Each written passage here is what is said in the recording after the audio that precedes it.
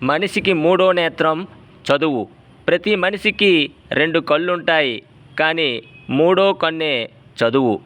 చదువు నేర్పే గురువులందరికీ వందనాలు. చదువుకుంటే ఏమైనా సాధించవచ్చు.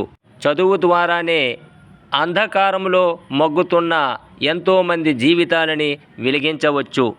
గురు శిష్యుల బంధం బలంగా ఉంటే చదువుకుంటే ఏమైనా అవ్వచ్చు. అందరూ చదవాలి, అందరూ ఎదగాలి అనే నినాదంతో ఉత్తమ పౌరులుగా ఎదగాలని కోరుకుంటూ నాటిక మరికొంతమందికి ప్రేరణ కలిగిస్తుందని భావిస్తూ చదువుకుంటే అనే నాటిక మా విద్యార్థుల ద్వారా చూడండి. మీకు నచ్చినట్లయితే లైక్ చేయండి, షేర్ చేయండి.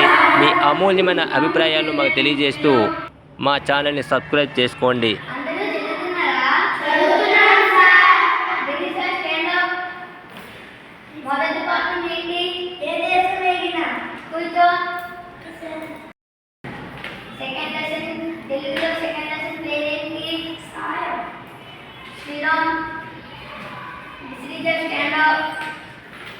తెలుగులో రెండు లెసన్స్ పేరేంటి? కొండబాబు.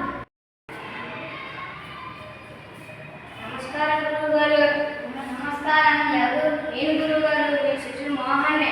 మోహన్ ఎంత పెద్దడి పెరిగిపోయావో, ఎప్పుడో చిన్నప్పుడు తీసాను, ఇప్పుడు గుర్తుపట్టలేకపోయాను మోహన్. అవునయ్యా, నీ చదువు వల్ల మోహన్ చదువుకొని బడిపంతులైనాడు. రేపే బడికి వెళ్ళాలి. నీ దగ్గర ఆశీర్వాదం తీసుకుందామని వచ్చాను.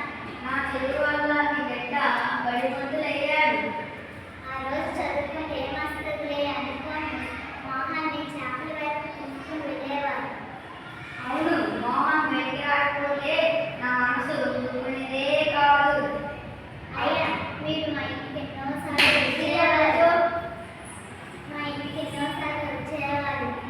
ఎందుకో బతికి రావేవారు. నేనే ఎవరికి కనిపించకుండా పైగా విసుక్కునేదాన్ని.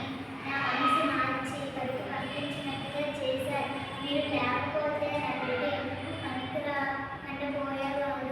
అవును గురువు గారు, ఆ రోజు మీరు చేసిన పని వల్ల నా జీవితం మారిపోయింది. అలాగే ఎంతోమంది బడి మనసున్న పిల్లలు ఉన్నారు.